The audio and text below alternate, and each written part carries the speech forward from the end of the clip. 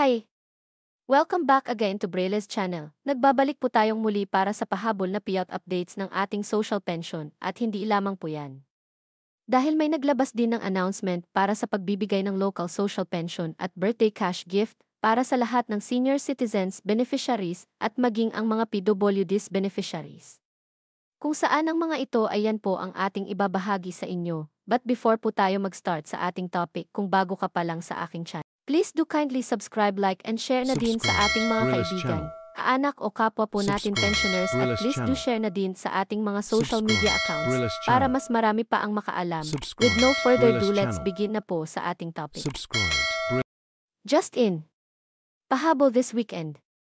National Social Pension latest payout updates from March 14 hanggang March 24 of year 2025. At ang pagbibigay ng local social pension at birthday cash gift sa lahat ng senior citizens. Beneficiaries kasama din ang mga PWD beneficiaries. Saan kaya ang mga ito?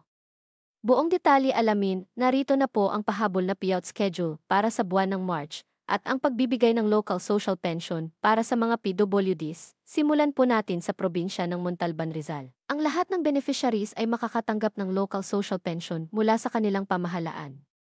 Ito po ay nakapag-start na noong March 12 pa, at ngayong araw ay nakapag-payout na ang barangay San Isidro, Mascap at Barangay Puray na gaganapin sa bawat barangay covered court.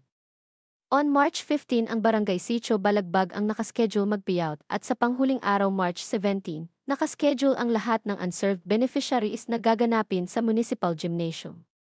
Ang sumunod ay sa probinsya ng Moncayo, Davao de Oro, nakaschedule na po ang inyong payout this March 17. Kabilang dito ang Barangay Bailo, Hagimitan, Rizal, Banlag, Inambatan, Olaycon, Casuon, at Barangay San Jose na gaganapin sa bawat barangay gym.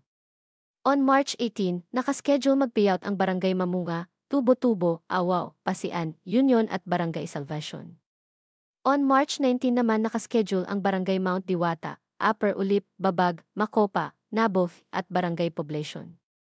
At sa panghuling araw March 20, nakaschedule naman ang lahat ng unclaimed beneficiaries para sa Barangay San Isidro. Next ay sa probinsya ng Malaban, Bansur, Candelaria, nakaschedule na po ang inyong payout this March 17 na gaganapin sa inyong barangay hall na mag-start ng alas 9 ng umaga.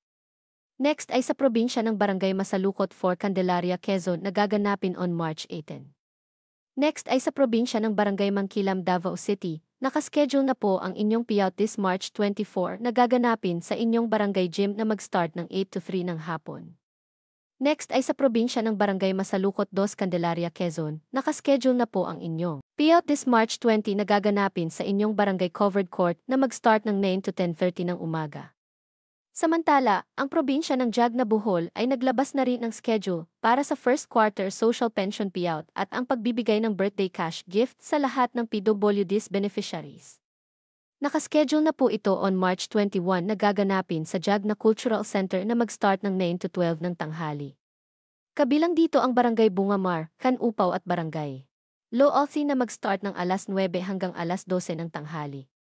At sa hapon naman nakaschedule ang Barangay Pagina, Poblacion, Pangdan at Barangay Tejero na mag-start ng ala-una hanggang alas 5 ng hapon.